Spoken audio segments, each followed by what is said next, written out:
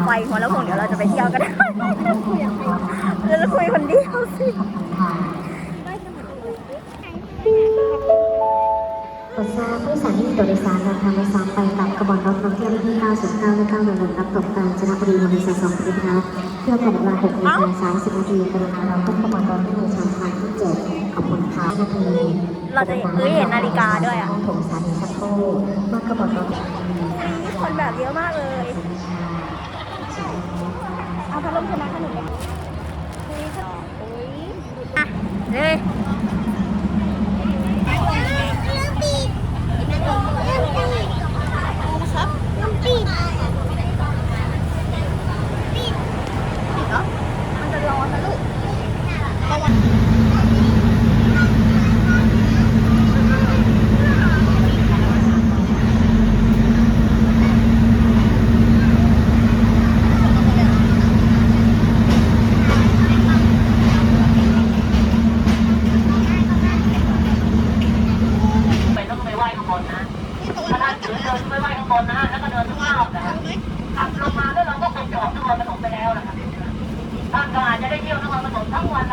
เราจะมารับกลับตอนเย็น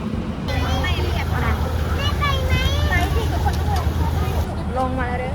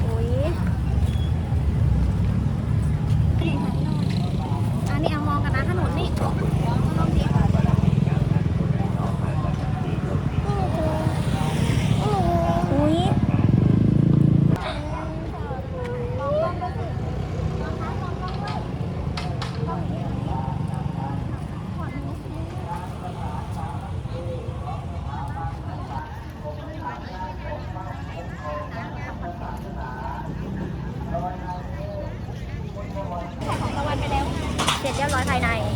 เสร็จเรียบร้อยภายใน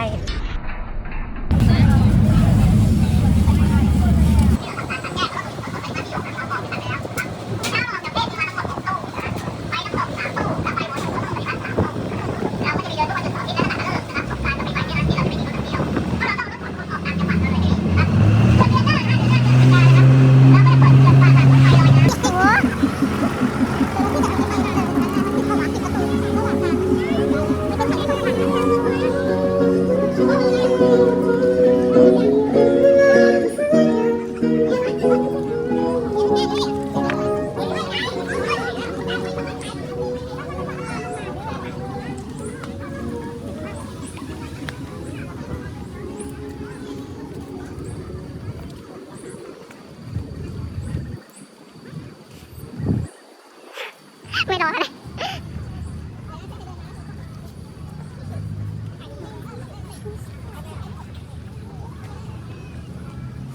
มันจะไม่วิ่งมา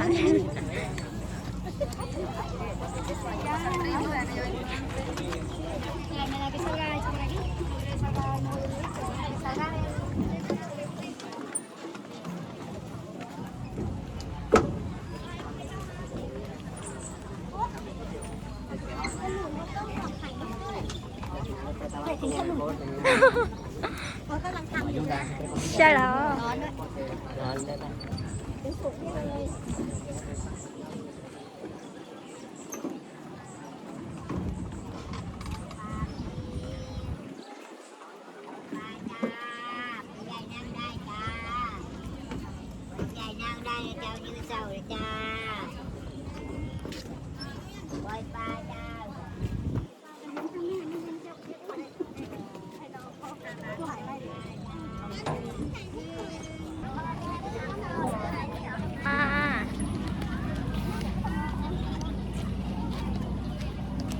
ถ่ายเอง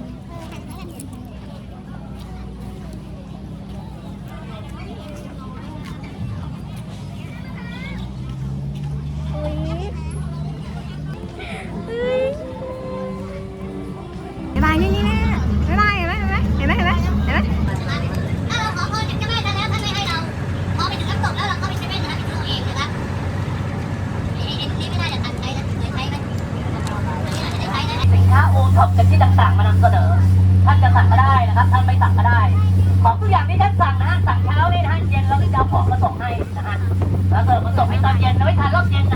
ะครับส่วนใคร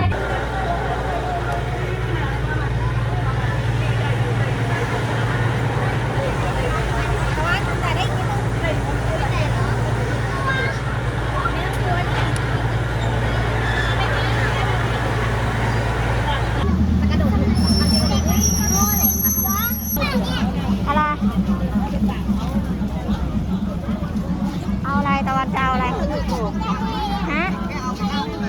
ทะเลยังไม่ได้ทะเล